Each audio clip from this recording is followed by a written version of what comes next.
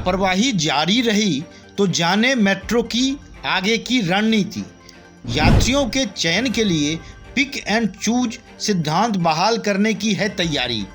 Metro में यात्रियों की संख्या बढ़ने से बढ़ी है चुनौतियां।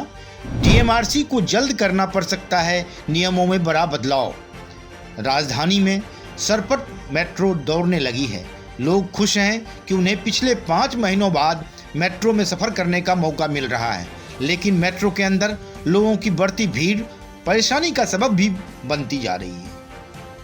मेट्रो रेल निगम की योजना थी कि केवल 20% क्षमता के आधार पर ही मेट्रो का संचालन किया जाएगा, लेकिन यह क्षमता 50% से अधिक हो चुकी है, जिससे कोरोना से बचाव के लिए बनाए गए नियमों की खुलेआम धज्जियां उड़ रही हैं।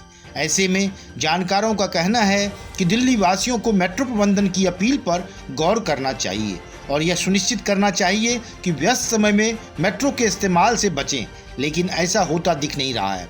ऐसे में लगता है कि मेट्रो प्रबंधन को जल्द ही नियमों में बड़े बदलाव करने पड़ सकते हैं। दिल्ली मेट्रो रेल निगम ने नए नियमों और गाइडलाइन के साथ 13 सितंबर से ही सभी रूटों पर ट्रेनों का संचालन शुरू किया है।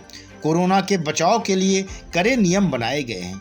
जब मेट्रो ट्रायल बेसिस पर चली थी तो उस दौरान स्थिति काफ़ी नियंत्रण में देखी गई, लेकिन जैसे ही 13 सितंबर से सभी रूटों पर सामान्य रूप से मेट्रो परिचालन शुरू किया गया, तब से नियमों की खुलेआम धज्जियां उड़ रही हैं।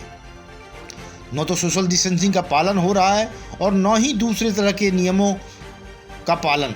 रोजाना 100 से अधिक लोग नियम गाइडलाइन का उल्लंघन करते हुए मेट्रो में पकड़े जा रहे हैं। सोमवार के बाद तो सैकड़ों लोग पकड़े जा चुके हैं जो सामान्य नियम तक नहीं मान रहे हैं।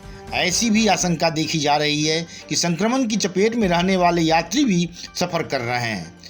डीएमआरसी के प्रबंध निदेशक मंगू सिंह भी लोगों से गुजारिश कर चुके हैं कि व्यस्त समय के दौरान लोग मेट्रो में यात्रा से परहेज करें।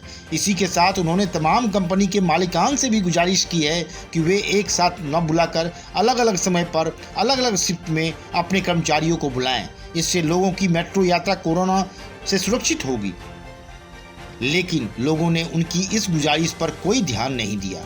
सोमवार को लॉकडाउन के बाद पहला कार्य दिवस था जब दिल्ली मेट्रो की सभी लाइनों पर सामान्य परिचालन हुआ।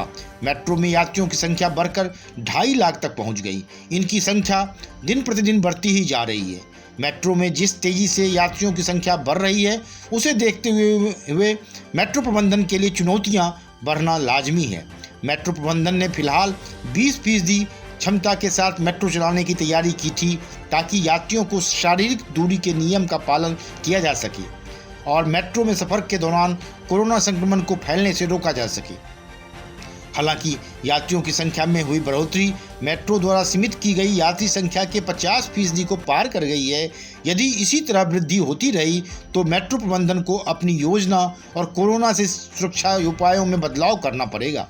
यात्रियों की संख्या लगातार बढ़ने से जिस प्रकार सोशल डिस्टेंसिंग सहित अन्य दिशा निर्देश टूट रहे हैं, उससे मेट्रो प्रबंधन को फिर से परिचालन नियमों में बदलाव को सोचने को मजबूर होना पड़ेगा।